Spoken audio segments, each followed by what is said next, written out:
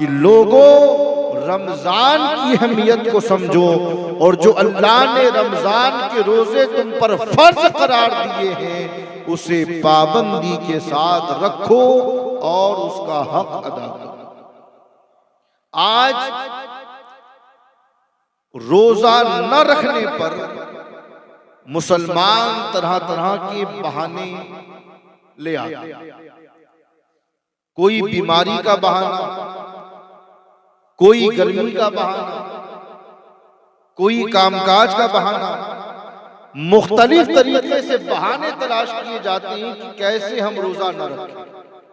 लेकिन याद रखना मुसलमानों, साइंस कहता है कि जब बंदा रोजा रखता है यानी भूखा और प्यासा रहता है तो वो फिर बीमार नहीं पड़ता, बल्कि रोजे की बरकत से अल्लाह उसके जिस्म में जो बीमारियां होती हैं उससे भी उसे शिफा अता फरमाता,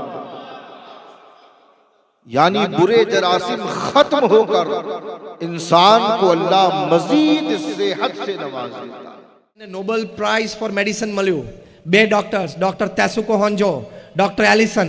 શેની માટે એમને નોબેલ પુરસ્કાર મળ્યો? મેડિસિન માટે.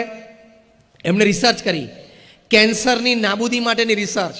કેન્સર થાય તો કીમોથેરાપી થાય, પછી સર્જરી આવે.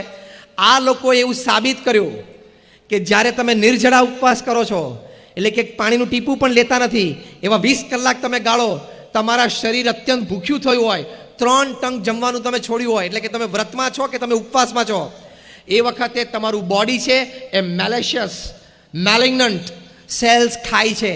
એટલે કે જે કેન્સરની કોષો છે ને એને આ શરીર ખાઈ જાય છે. પછી એમણે વાત કરી કે આપણા શરીરનું જે સૈન્ય છે ને WBC છે, વ્હાઇટ બ્લડ કાર્પસલ્સ, એમાં ટી સેલ્સ છે, આલ્ફાબેટિકલ ટી, એ સૌથી તાકાતવાર કોષો છે જે રોગના જર્મ્સ અને બેક્ટેરિયા સામે લડે છે. એમણે કહ્યું કે એક એક ટી સેલમાં તાકાત છે 1,000 કેન્સર સેલને મારી નાખવા માટેની.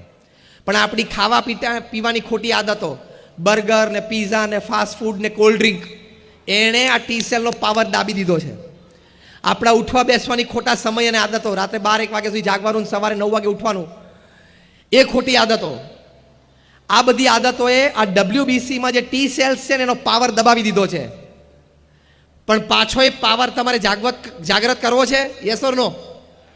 તો ડોક્ટર તેસુકો હોન્જો, હું નામ સાથે બોલું છું, તમે ગૂગલ ઉપર જઈ શકો છો, અને ડોક્ટર એલિસને કહ્યું કે વર્ષમાં 20 દિવસ પણ તમે 20 કલાકનો નિર્જળા ઉપવાસ કરો તો આ ટી સેલ્સ પોતાના પાવર ઉપર આવી જાય. એક ટી સેલ 1,000 કેન્સર સેલને મારી શકે.